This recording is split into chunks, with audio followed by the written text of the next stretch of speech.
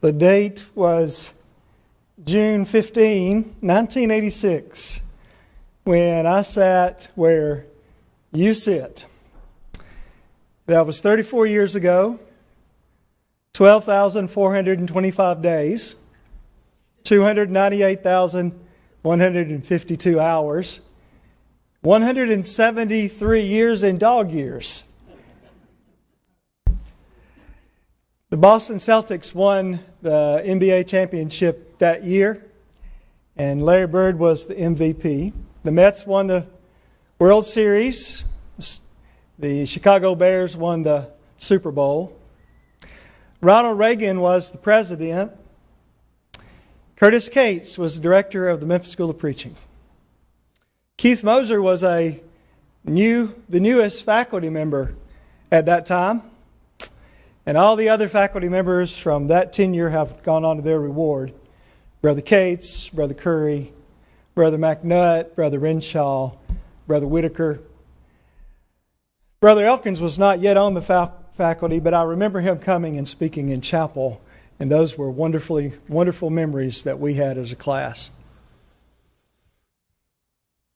Ezekiel 3:15 says of Ezekiel that he went to the city of Tel Aviv and sat by the river Kibar, and he said, I sat where you sat and was astonished for 7 days.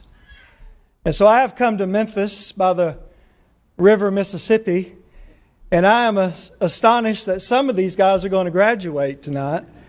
And you know who you are. I don't know your grades, and I'm sure, with all seriousness, that you are very well deserving of the diploma that you will receive in just a few minutes. I do not remember who spoke at our graduation. I do not remember anything that he said, so I don't think that bodes well for the next few minutes that we'll have together. But maybe something will be said tonight that will be an encouragement to these young men, because I sincerely believe that of all the classes that have left Memphis School of Preaching, this may be the most important class that we've sent out, because our world has changed since they enrolled in the Memphis School of Preaching. It's not the same world they're going back out into that they came in from when they entered into these halls of higher learning. And if the church ever needed gospel preachers, if the world ever needed the gospel, it's in this present generation, because our world has left the gospel behind, and these men have been trained to carry the gospel to the world. They know what to say. They know how to say it. They are motivated to carry the gospel out. And the church needs you. The church needs you, like Esther 4:14 says, "Who knows whether thou art come into the kingdom for such a time as this?" It may just be that God has brought you, and through His providence, to this place for 2 years, that you might go someplace where He needs someone to preach the gospel and do a work for Him. I want you to think tonight about a second date, June 21st, 2054. That will be your 34th anniversary of your graduation. And maybe one of you will be invited back to speak. And if that's the case, what will you say? Now, none of us will be around. I would be 88 if I were still around. Unlikely, I suppose that it's possible that one of your instructors will still be teaching, but most likely there will be faithful men who have taken their place. And what will you say to the faithful men who are sitting there having trained for 2 years if the Lord delays His coming and lets this school continue to teach? I don't know, but I know what I want to say to you tonight. And I hope that these points will leave something in your thinking that will make a difference in the work that you will do for the next 34 years if you have that. Or 54. Or whatever it is that God allows you to do. Number one, the church needs your dreams. Acts 2:17 says, "And the young men shall see visions." You think about the potential in this room for the future. You think about a man who had a dream, Walt Disney, and now Disney World exists and Disneyland. You think about a man who had a dream, and you may be carrying an iPhone in your pocket.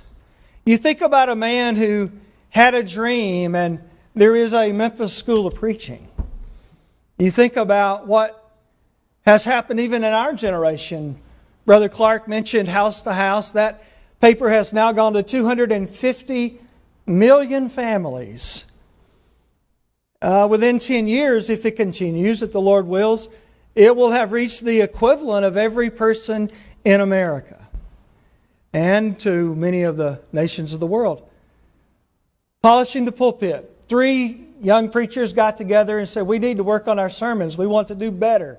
And now 5,000 people come in the fall every year to be encouraged and instructed in the Word of God. Great Smoky Mountain Marriage Retreat started 25 years ago, and couples come from all over the country. What is there in the minds of these young men that will come to fruition in the next year, 10 years, 25 years? What is there that may happen because you have trained these young men that will save 1,000 souls, 10,000 souls, that will take the gospel where it has never been before? The church needs your dreams. There is a lot of cynicism in the land tonight.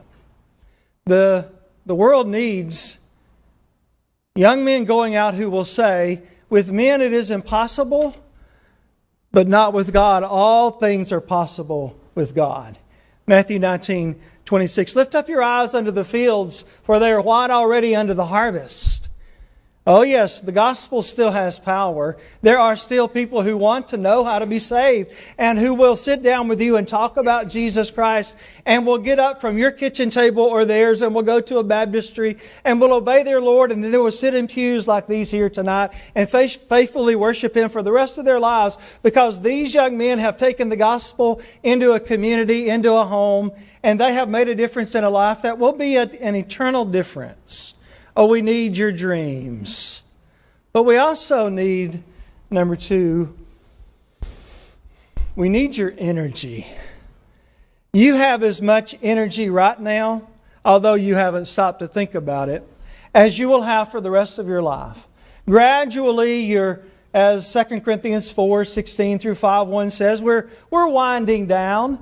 We don't have quite as much stamina as we did a decade ago. And as you age, you will find you will likely have less energy at the end of the day or end of a Sunday than you had when you were a young preacher. The church where you go may not have a lot of energy in a collective sense.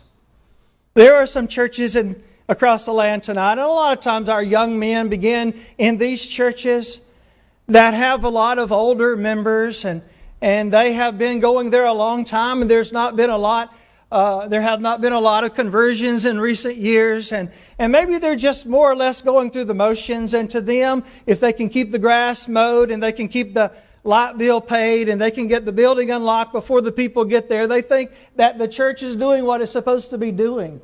But the church needs you to go in with your energy and say, we can do more. We can do better. We've got to do more. We've got to do better. Because the world around this church building, the neighbors that live near where you live, need the gospel. And those who have wandered away need to be brought back. And these children growing up among us, will they be faithful? Will they use their lives in God's service? A lot of that has to do with what preaching they hear from these voices in this room tonight. We need your energy. Ecclesiastes 9:10 says, whatsoever thy hand finds to do, do it with thy might. When Jesus cleansed the temple, they were reminded of the verse, the zeal of thine house hath eaten me up. Jesus said, no man can work at night, or the night cometh when no man can work. But I must work while it is day. John 9:4. We have a window of opportunity when we can work. I just mentioned some names of some great heroes that we loved who've gone on because they can't work anymore. That day will come for you and me. But right now, we have a day. We have a day to work. We have energy. We have opportunities, doors that God is opening. We need your energy. It takes a lot of energy to be a preacher. I had a missionary tell me once there are two kinds of people that go into preaching. Those who are very lazy and those who are very hard workers, and not a lot in between. And I've observed that through the years, that if you want to be lazy as a preacher, you probably can get away with that. A lot of churches will be satisfied if you have a good personality and you show up and preach a mediocre sermon and you're there, when the babies are born and when there's a funeral, and you might not have to do a lot beyond that. But don't be that kind of preacher. Be the kind of preacher that works hard. That doesn't just say, well, how little can I get away with and still get a paycheck, but make the brethren wonder, does he need a vacation? Does he need to take it a little easier? He may burn out at the rate he's working. I'm not advocating burning out, but I am saying that we should err on the side of working for God rather than err on the side of how little can I get away with. It takes a lot of energy. It takes a lot of energy to prepare sermons. When you get this diploma, that diploma does not mean that you now have a license to preach. You had that before you came here. If you are a Christian, a male Christian, then you have the license to preach the gospel. It's Mark 16:15. That diploma does not mean that you have a storehouse of knowledge that you now can present to the world, that you know what you need to know. That diploma says you have an introduction to the Bible. You have been taught how to study the Bible. And you will spend the rest of your life studying this marvelous book. Much study is a weariness of the flesh, the wise man said, Ecclesiastes 12:12. And you already know that. Some of you look a little sleepy right now. You've been writing papers, you've been passing tests, you've been working for 2 years now. And I remember how I felt that last quarter. It was hard to go through the last quarter. When you get out, you won't have to study what they tell you to study. You get to study what you want to study. And what they tell you to study, you needed to study. But now you're going to be able to preach what it is that you see a need for and what you have an interest in. When you get out, may I encourage you to put the time into what you do for the 30 minutes that you stand behind a pulpit like this. Don't wait till Saturday night and say, what am I going to preach tomorrow? And you cram and you stay up late and you get up and you somehow get through the sermon. And we didn't train you to do that. We're not sending you out to be a half-hearted preacher. Brother Wendell Winkler was one of my teachers after I left here, and he said a sermon needs about 6 to 8 hours of preparation, every sermon that you preach. I have learned over the years that one Sunday is going to take about 20 hours to prepare for, between 20 and 30 hours. You don't always have that much time, but make as much time as you can. And some subjects take more than others. And during that time, remember that you're the only person that they're going to be listening to preach the Word of God that week, most likely. It is a privilege to preach. Never take it for granted when brethren assemble in a room and give you 30 minutes of their time. That's 150 hours of time being given to you if it's a 100-member congregation. What other person in your community has that privilege that someone will come voluntarily and give 30 minutes to listen to what you have to say? It's not because of who you are. It's because of what you preach. It's because people want to know the will of God. So be sure to be prepared when you get up in the pulpit. Give your energy and time to it. One sermon has about 5,000 words. A preacher preaches about 100 sermons a year, not counting classes. That's 500,000 words that you will produce in every year that you preach. The average novel has 50,000 words, which means that you will produce the equivalent of 10 books every year just with your sermons. That's a lot of study. And if you're going to stay at a place for a long time, they're going to know everything you know after a while. You're going to have to study every week so that you have earned the right to speak to those people and to teach them something they don't already know. We need your energy. Number 3, we need your creativity. I do not mean that there is another gospel to preach. In fact, we have too much creativity along those lines. There's only one gospel, and you've been trained in it. Stay with it. With Polishing the Pulpit, we have about 175 speakers every year. So we vet a lot of speakers. And Marriage Retreat and Jacksonville will have additional speakers. So I spent a lot of time thinking about who's going to speak on what topic. You know, the first question we always ask, is he sound in the faith? And if the answer to that question is not yes, then we don't ever ask any other questions. He might be a very good speaker. He might have an expertise in a field that would be beneficial to a lot of people, but if he can't be trusted to be endorsed, we won't use him. So what I'm saying to you is, and that's not the be-all, end-all, I'm saying that's typical of the brethren in, that's typical of the church, and is as it should be. You can qualify yourself by preparing, learning, preaching the gospel. Don't disqualify yourself by some hobby writing or some false teaching. But your creativity is not along those lines. It's along these lines. When you get in the pulpit to preach, be interesting. Don't let them know what you're going to say before you say it. Don't let them say, I heard that sermon preached 2 years ago by so-and-so in a gospel meeting. When you get up to preach, allow your own personality to come through, your own study to come through. You know, preaching a sermon is like painting a picture. And if I was going to say this in a memorable way, I might say you need to paint pretty pictures on Sunday all of your preaching life. Because when you get up into a pulpit to preach, words are your paint. Use vivid colors. Use basic colors.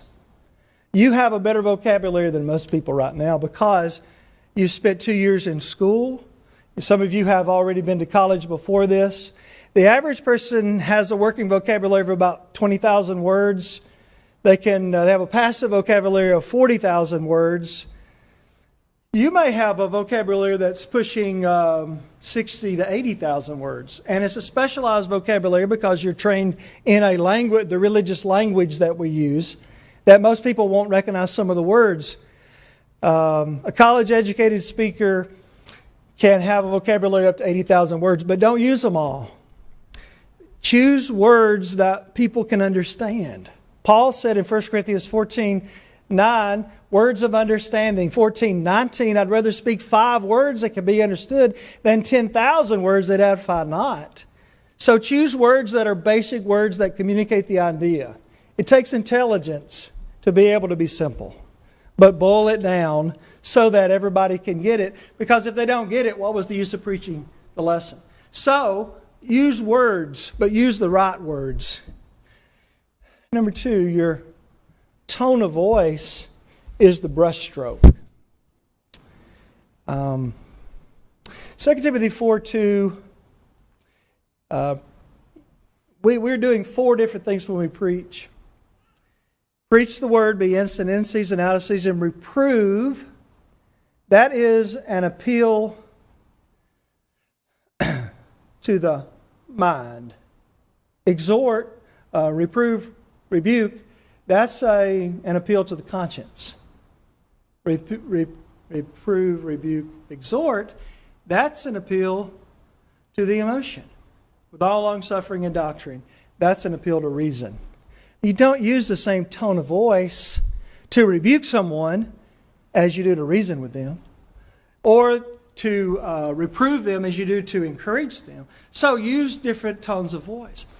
I remember reading of a preacher that asked the famous actor William McCready 2 centuries ago, why is it that you have large crowds to come and hear you present fiction, and I hardly get anybody to come hear me preach the unchanging truth on Sundays?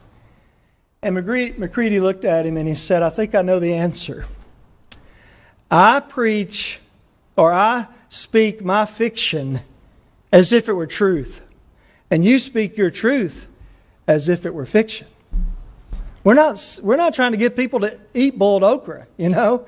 What we're trying to do is to help them to go to heaven. So we could be excited about that, and should be. And then the finishing touches. If you were painting a picture, or if you're an artist, when you're done with it, you would step back from it and say, needs a little more color up here. Maybe this face doesn't look quite right. I'm going to do that over. Or it needs to be darkened a little bit in the... You would put a few finishing touches on it. That's what gestures and eye contact are to a sermon. 5 times in Mark, beginning in chapter 3, verse 5, to the last one's 11:11, Mark notices the looks of Jesus. He looked upon them. There's power in looking at someone in a sermon. Whoever I'm looking at now, you're perking up a little bit. You're being noticed. Eye contact. Somebody asked the question, should I use notes when I preach?